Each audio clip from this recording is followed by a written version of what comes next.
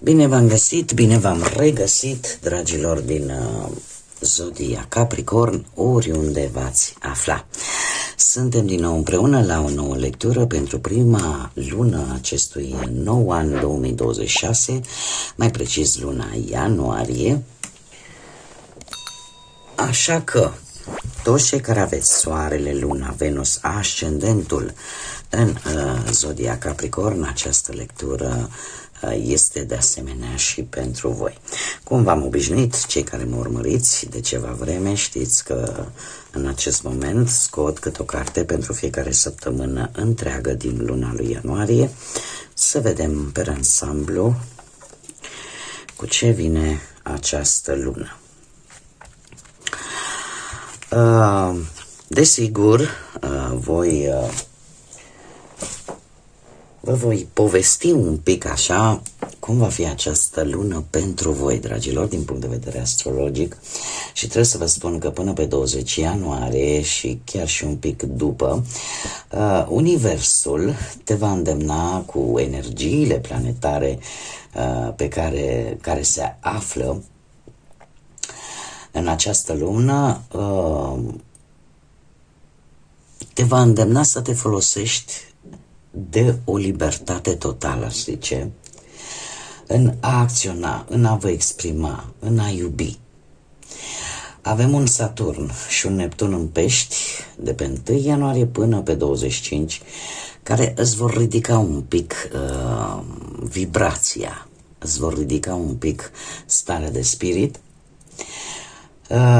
așa că veți fi mult mai concentrați, mult mai intuitiv și la rândul său, Uranus va potența creativitatea și setea voastră de iubire. Până pe 26,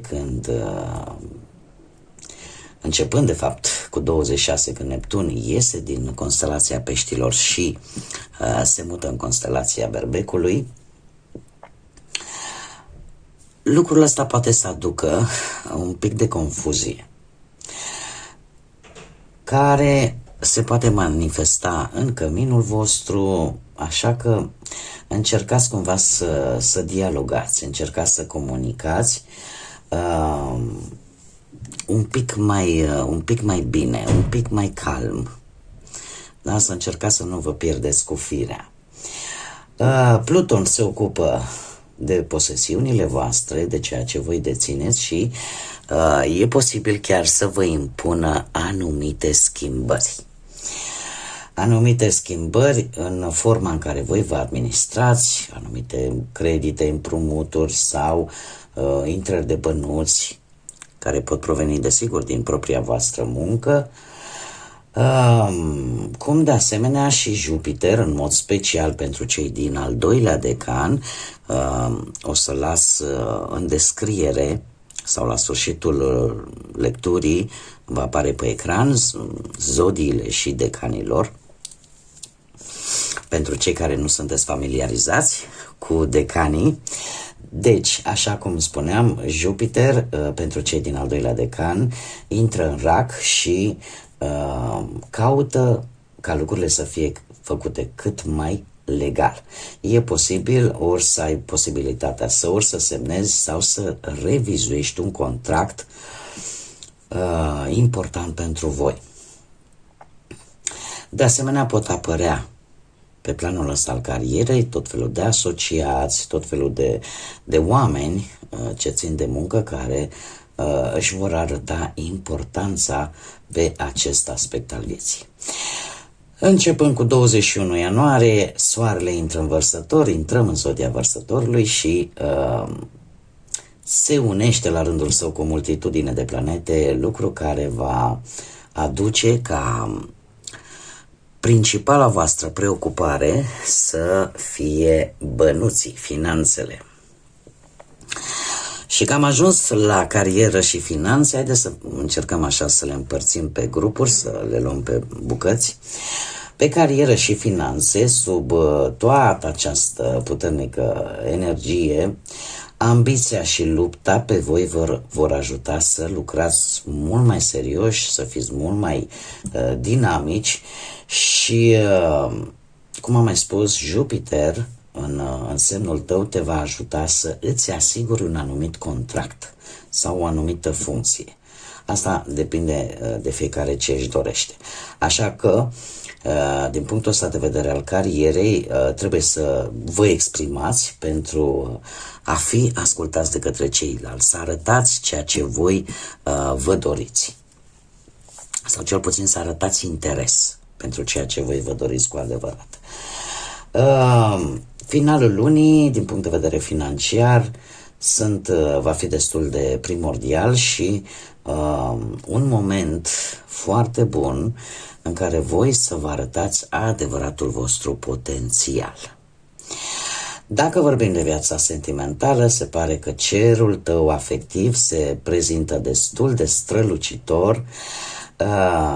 Intrați așa într-un soi de armonie până pe 17 ianuarie și pe partea asta amoroasă apar tot felul de motive să experimentezi lucruri care să vă facă așa să vibrați, iar începând cu 17 ianuarie, senzualitatea va da pe din afară, dar de asemenea apare și tendința de a fi un pic mai geloși, mai posesivi, așa că totuși fiți atenți.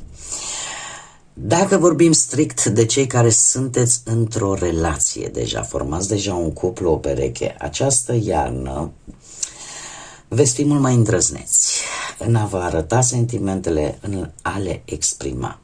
Și nu numai sentimentele, ci chiar și dorințele voastre și o veți face într-un mod foarte simplu, dar foarte profund. Către sfârșitul lunii, preocupările astea la nivel financiar ar putea să vină cu mai multă frecvență, ceea ce ar aduce anumite mici tensiuni în comunicarea cu partenerul.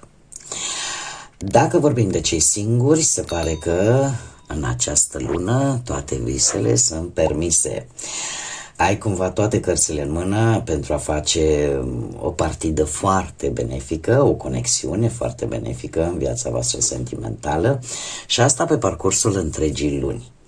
După data de 17 ianuarie vei încerca să ieși mai mult, poate să uitați că sunteți timizi, poate și să fiți un pic mai îndrăzneți. Sfatul din punct de vedere astrologic pentru voi, dragilor, se pare că în această lună voi veți experimenta o mare satisfacție pe diferite nivele și mai ales începând cu 26 ianuarie, când, așa cum am mai spus, acest Neptun, planeta viselor, da, iese din Pești și intră în Berbec, vine cu o altfel de energie. Așa că, totuși, mențineți-vă atenți, mai ales pe sfera asta a familiei, care posibil să vă cauzeze anumite probleme, dar din punctul meu de vedere, cred că aceasta ar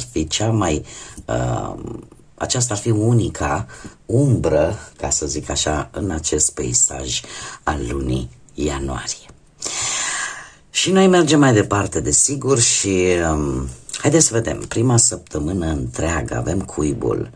Se pare că o siguranță emoțională, ceva legat de familie, este foarte important pentru voi. Reîntoarcerea probabil sau dorința de a te reîntoarce la acel cuib de unde ai plecat, la casa părintească, la ai tăi. E posibil ca prima săptămână să vă facă un pic așa mai nostalgici. Cea de-a doua săptămână ne vorbește de o energie masculină importantă pentru voi, cu care veți avea de-a face, veți interacționa sau chiar puteți avea o conexiune. Este cineva tânăr. Poate să aibă și genul ăsta de prindere de păr undeva, poate într-o codiță mai mică, mai mare, dar este cineva tânăr și are importanță. Discuția, conexiunea cu această energie. Cea de-a treia săptămână vine cu vești bune. Asta nu e rău deloc. Cea de-a patra săptămână iese în evidență cu ceva legat de karmă. Foarte interesant, avem căpița de fân. Această căpiță de fân care îmi spune, are o energie karmică și care îmi spune că vei culege ceea ce tu ai semănat. Această căpiță reprezintă rodul muncii tale și e posibil ca în a patra săptămână din ianuarie să ai șansa să recoltezi acolo unde voi ați investit ceva. Că a fost timp, că a fost energie, că au fost bani, că au fost sentimente, că au fost toate la un loc. Aici mi apare acea recoltă karmică, da? Haideți să vedem și care este energia voastră, dragilor. Cu ce energie intrați în această lună ianuarie? Ia să vedem.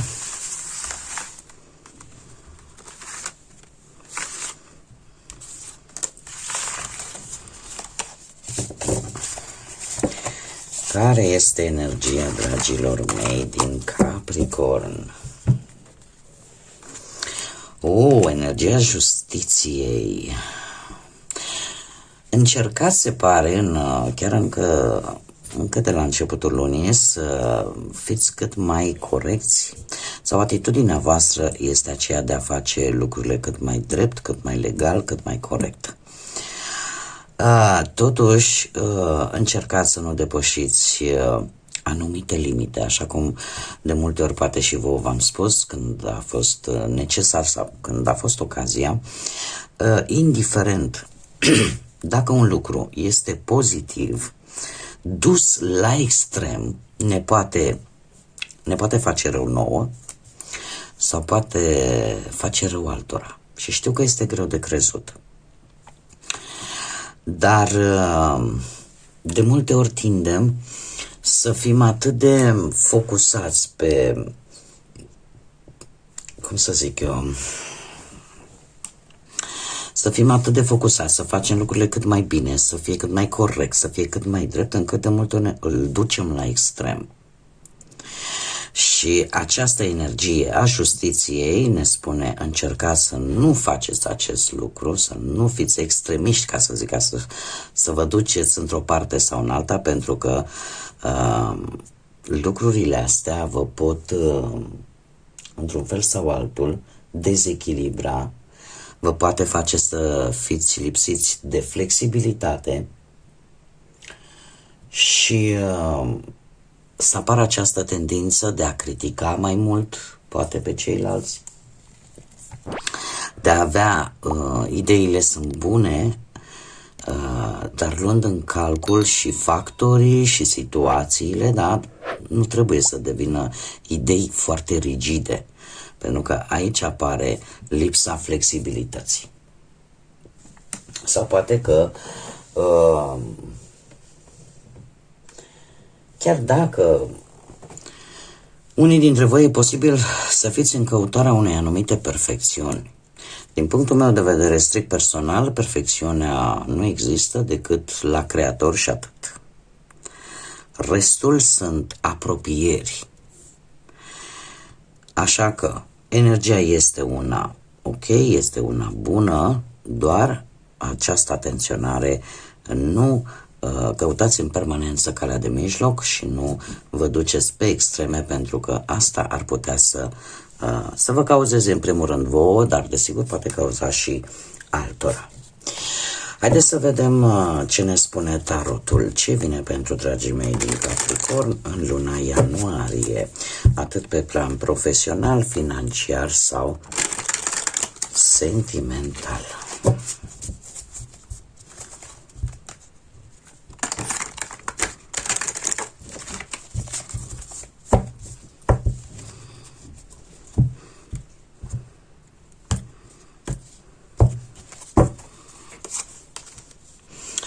Haideți să vedem. Pe plan profesional. Sunteți ocupați sau sunteți hotărâți să începeți poate un studiu, să începeți o specializare, să așteptați un răspuns pentru acest lucru. Eu aș spune că e posibil chiar să faceți și o călătorie undeva la începutul lunii,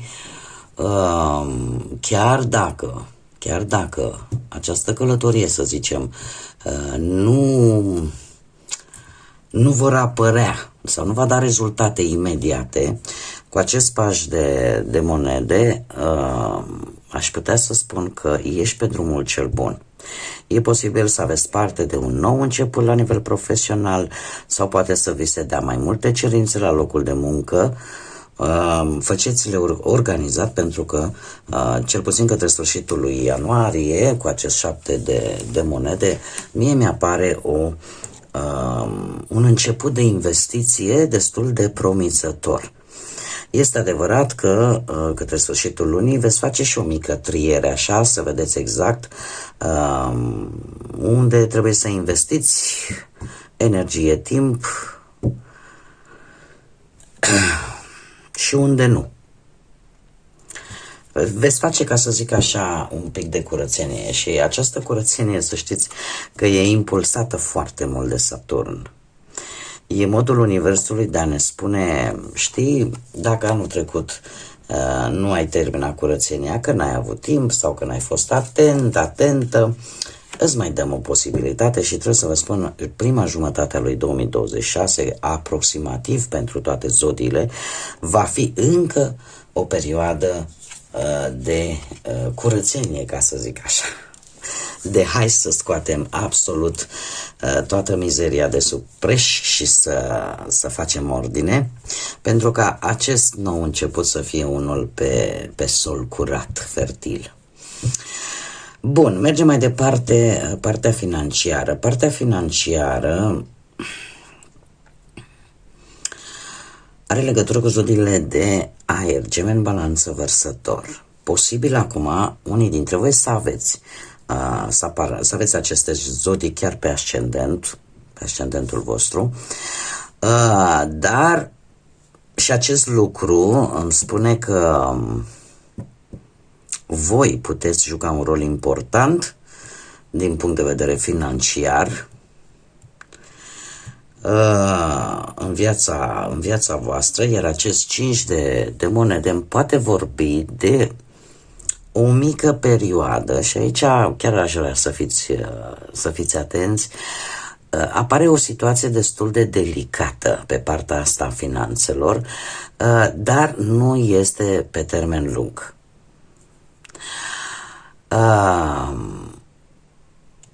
E posibil ca unii dintre voi să faceți o greșeală în care să se piardă o anumită sumă de bani.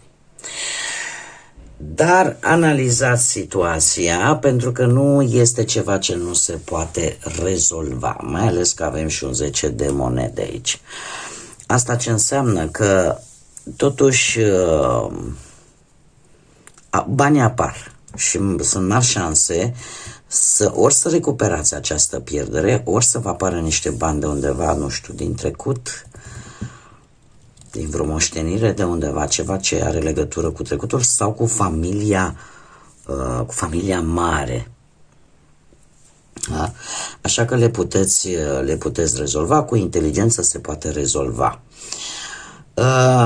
Dacă, desigur am spus asta pentru cei care aveți poate un ascendent în zodiile de aer, dar dacă nu, atunci există totuși o energie foarte calculată, foarte rațională și care într-adevăr te poate ajuta. Este cineva din familie, poate sau nu să aibă legătură cu zodiile Gemeni, Balanță sau Vărsător, dar este cineva care vă poate ajuta într-un fel sau altul să rezolvați această, eu aș spune, mică pierdere de bani. Nu este ceva foarte mare și nu va fi pe termen lung, va fi, nu știu, vorbim să zicem de o săptămână și un pic, dar într-un fel sau altul se vor rezolva lucrurile, nu rămân așa. Mergem mai departe, haideți să vedem în relația sentimentală, pentru cei care aveți deja o pereche a voastră, formați un cuplu. Din punct de vedere sentimental, nu știu, zodia Rac, Săgetător, dacă vă spune ceva, și trebuie să vă zic că aveți 3 arcane majore. Așa că lucruri importante pe partea asta, a vieții sentimentale. Avem Carul. Poate unii dintre voi, nu știu, aveți ascendentul în Rac sau în Săgetător, dar ce pot eu să vă spun este că aveți tendința să mergeți mai departe, poate în relația voastră, nu să faceți poate următorul pas, dar într-o modalitate prea rapidă. Sau poate simțiți că perechea voastră vă presionează, da? Cumva aș zice că este o comunicare destul de bună în relația voastră și eu din câte văd aici se va modera pe măsură ce va trece timpul de-a lungul lui ianuarie, chiar dacă sunteți voi așa mai grăbiți un pic, mai hai să facem acum, dar când, hai că nu mai e timp de pierdut, totuși vă veți pondera pe măsură ce va trece timpul. Acum am 2 variante aici, dat fiind că avem Carul și dat fiind că avem și Lumea. Și o să vi le spun pe amândouă. Deci avem varianta în care unul din voi este foarte grăbit. Este foarte grăbit ori... Cam 2 variante și aici. Ori este grăbit să ducă relația la un alt nivel, ori este grăbit să-și recâștige liniștea și echilibru și să încheie această relație. Lucru care se poate întâmpla fără scandal. Pur și simplu. Acum, mai am o variantă în care cei care aveți, cum am mai spus, un ascendent în Rac, sunteți într-adevăr foarte hotărâți, aveți o voință de fier, veți căuta într-un fel sau altul ca relația să fie cât mai echilibrată, cât mai bună. Și eu aș spune că e posibil, din dorința voastră, din necesitatea voastră de a fi împreună și să aveți așa niște momente foarte agreabile și de o înțelegere reciprocă, s-ar putea să plecați și într-o călătorie la distanță, poate chiar în străinătate, de ce nu? Cu Lumea. De ce? Pentru că de asemenea poate simțiți nevoia unui compromis stabil, poate vreți să cereți sau veți să fiți cerut în căsătorie într-un mod oficial și într-un ambient oficial sau într-un ambient total diferit față de cel pe care îl trăiți în fiecare zi. Cert este că aici ceva se va schimba cu această călătorie. Pentru mulți îmi poate vorbi de apariția poate a unei sarcini, pentru alții îmi poate vorbi de sfârșitul unei relații, cum să spun eu, neoficiale și oficializarea relației, sau pentru unii îmi poate vorbi de ideea că nu funcționează o anumită relație și e posibil ca drumul celor care rezonați cu acest mesaj să se cam încheie chiar în această lună. Eu v-am dat variantele, pentru că voi sunteți mulți, eu sunt una și trebuie să vă dau toate variantele, nu am pe cineva aici care să-mi confirme, da, este așa și să știu încotro mă duc. Acum, mergem mai departe pentru cei care sunteți singurei. Dragilor, nu știu eu dacă voi aveți unii dintre voi aveți un ascendent în Berbec, dar am Berbec și zodiile de apă, Rac, Pești sau Scorpion. Nu știu, aș spune că din punctul ăsta de vedere amoros sunteți un pic atrași. Vă simțiți oarecum atrași de o persoană. Nu știu dacă mult poate să fie și planul ăsta sexual foarte puternic, dar poate să fie și planul un pic material. De o persoană foarte magnetică și foarte empatică în același timp, dar cineva care analizează, le gândește în mare parte cu sufletul, cu inima. Eu aș spune că mulți dintre voi tindeți pentru a cuceri, tindeți să fiți ceea ce nu sunteți. Și nu este cazul, chiar nu este. Încercați să fiți așa cum sunteți. V-am mai spus, este un an în care originalitatea este importantă. Dragilor, nu știu de ce, dar tot îmi vine în cap Săgetător și mi s-a mai întâmplat o dată la zodia Fecioară de vreo câteva ori. Dar probabil că lucrul ăsta rezonează cu careva dintre voi.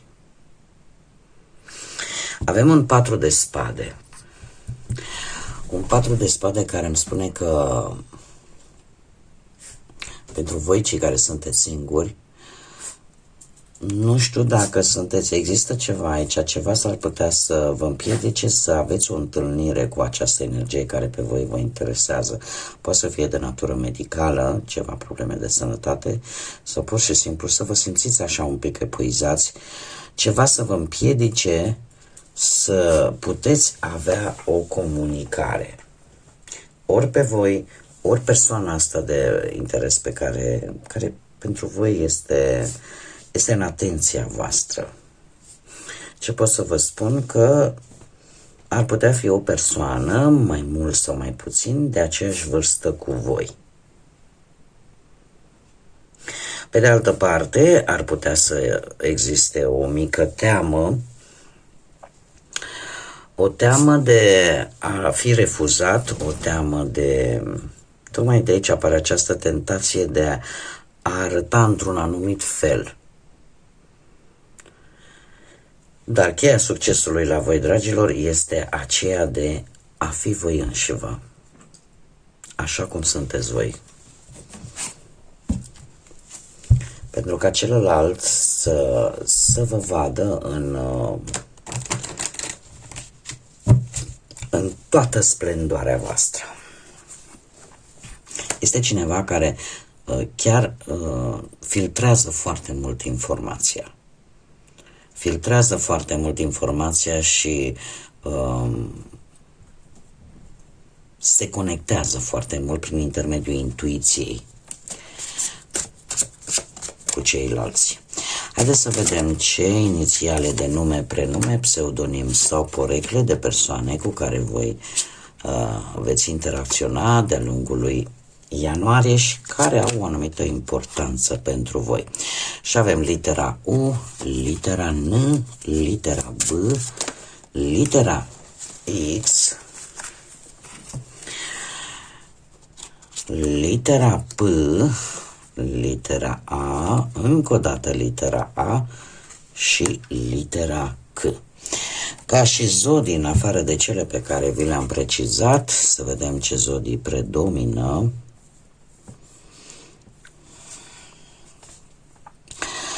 Aș zice că în măsură egală ar putea fi zodiile de apă, Rac, Pești, Scorpion, zodii de foc, Rac, zodii de foc, mă scuzați, berbec, leu, săgetător și ceva zodii de aer, gemen, balanță, vărsător.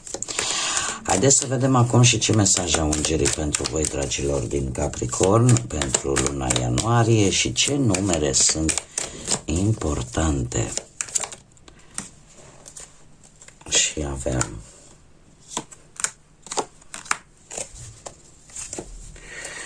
ia să vedem ce avem aici.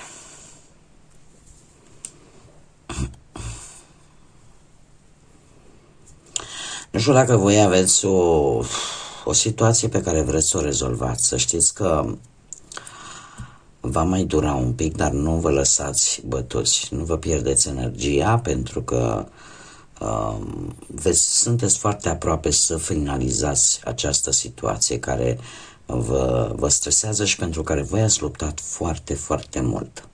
Ca și numere avem 24, 6, încă o dată 6, 51 și 6. Dragilor, mare atenție la data de 6 ianuarie. Poate să aibă legătură cu ce v-am spus înainte. Ca și mesaj, avem primul mesaj al lui Hahuyah, care ne vorbește de protecție, de acele lucruri sau acea protecție care te va ajuta să, cum să spun eu, să nu te simți îndepărtat, să nu te simți exilat, să eviți această însingurare, să te menții, ca să spun așa. Să te menții în mijlocul situației, în mijlocul problemei acolo. Mai avem pe Lelahel, care vine cu lumina înțelegerii și o mai bună cunoaștere și chiar, eu aș spune, folosirea unei noi metode de vindecare. Unei noi metode de vindecare a ceva care poate să fie legat de sănătate sau poate să fie legat de poate de anumite stări pe care voi le-ați avut în ultima vreme și cum vă puteți vindeca într-un fel sau altul, să nu mai vă simțiți poate lezați, răniți sau, cum am mai spus, ceva de domeniul sănătății. Îl mai avem și pe Hahasiah, care vine cu, de asemenea, cu medicina universală, cu o ridicare a sufletului și o descoperire a misterelor. Să știți că în această lună, așa cum am văzut, veți încerca să faceți lucrurile foarte, foarte corect, foarte bine, poate veți și avea de-a face cu anumite instituții, posibil, pe acest gen juridic, dar ce este foarte interesant, că mi-apare în primul și în primul rând protecție, lumină a înțelegerii, dar și medicină universală. E ca și cum ai spune, sunt protejat, înțeleg lucrurile mai bine și profit din plin de vindecarea universală, vindecarea divină. Și asta vă ajută pe voi să vă ridicați și mai mult vibrația și să înțelegeți anumite lucruri care până acum posibil să fi fost destul de încurcate. Veți avea în această lună posibilitatea de a le înțelege mai pe deplin și nu e lucru mic, da? Să vezi situațiile, persoanele, relațiile, conexiunile, să le vezi cu alți ochi și să le înțelegi mult mai bine. E ca și cum ți se ia așa un văl de pe ochi. Bun, dragilor, cam atât am avut pentru voi pentru această lună ianuarie. Vă mulțumesc că mi-ați fost alături. Un nou an plin de iubire, un la mulți ani din tot sufletul și Desigur, nu numai pentru noul an la mulți ani, ci și pentru toți cei care, dragii de voi, vă veți celebra zilele de naștere în această lună ianuarie. Așa că la mulți ani să fiți sănătoși, bucuroși și plini de multă energie pozitivă. Până data viitoare, tot binele din lume și desigur să fiți iubiți, dragilor!